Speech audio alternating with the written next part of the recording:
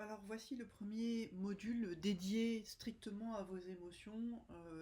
Le premier atelier que je vous propose ici, c'est vraiment l'atelier pour gérer les urgences émotionnelles. Donc appuyez-vous dessus à n'importe quel moment pour pouvoir redescendre en termes de température émotionnelle, pour ne pas agir sous le coup des émotions. Ce qui permet de vivre de la sécurité dans une relation, c'est les mêmes bases que ce qui permet à un bébé d'apprendre la sécurité émotionnelle. D'avoir affaire à une personne dont les comportements sont cohérents avec les dires et dont la cohérence est globalement constante dans le temps. Cela crée un signal en fait globalement prévisible. Or, ce que vous vivez là précisément maintenant, c'est qu'il s'agisse de doutes sur une relation extra-conjugale ou d'une relation extra-conjugale avérée, ça vous fait remettre en cause la croyance que vous aviez de connaître votre conjoint et ses comportements et de vivre une relation prévisible. Ça remet en cause vraiment la prévisibilité au sein de votre relation. Il y a des parallèles vraiment qui sont clairs et qui apparaissent entre le système comportemental d'apprentissage de l'attachement chez les nourrissons, et là, si ça vous intéresse, c'est la référence à la théorie de l'attachement de Bowlby, et les réactions observées d'une infidélité au sein d'un couple. Il y a des études, donc Johnson et ses collègues, qui comparent la douleur émotionnelle ressentie par la personne concernée à celle d'un nourrisson séparé de sa mère. Les blessures d'attachement, alors évidemment, ça renvoie à des expériences interpersonnelles qui sont traumatiques et qui violent la représentation interne qu'une personne se fait d'une autre. En fait, d'une représentation de l'autre comme base fiable et récurrente, sécurisante. Les réactions que vous allez avoir, vous, alors, quand vous découvrez cette relation extra-conjugale chez votre conjoint, ça reproduit des comportements et des attitudes d'un attachement désorganisé. Donc une forte dérégulation émotionnelle et une dérégulation psychologique et cognitive. C'est pour ça que c'est important de vraiment prendre le temps de reposer les émotions et de vous laisser le temps de digestion.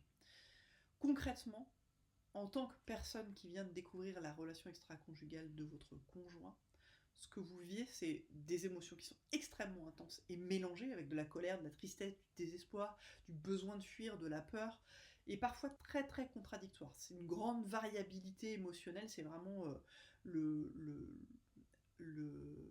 manège haute sensation de l'émotion.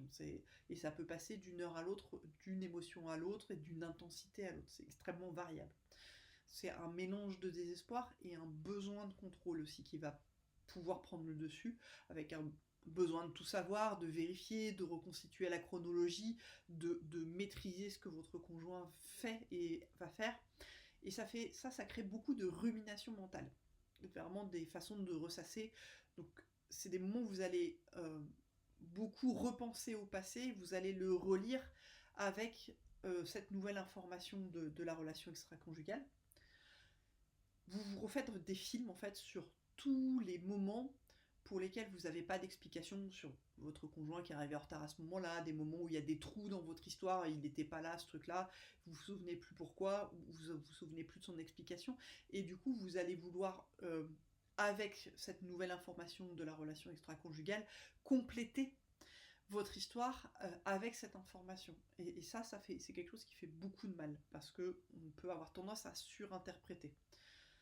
Et évidemment, ça atteint aussi l'estime de soi. Donc, c'est quelque chose sur lequel on reviendra dans un autre module pour pouvoir stabiliser et pas s'abîmer de façon supplémentaire dans cette histoire. Concrètement, ça peut se manifester, ces réactions émotionnelles, par des réactions physiologiques. Vous pouvez être extrêmement agité, avoir du mal à vous concentrer au travail, avoir de l'insomnie, de la perte d'appétit, de l'hypervigilance, vous sentir tout le temps dans une espèce d'insécurité et très très perturbé par ça. Et c'est bien naturel.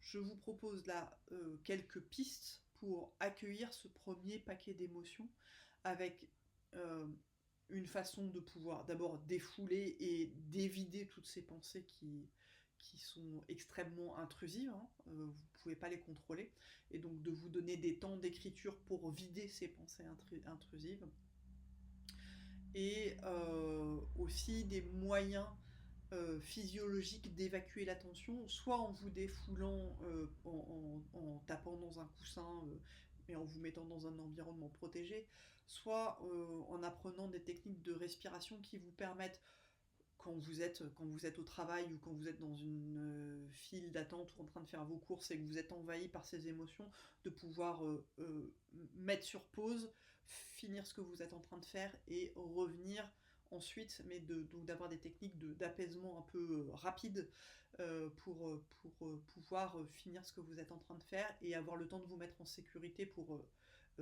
finir de vider votre émotion. Voilà, vous allez trouver ces conseils-là dans l'atelier qui suit.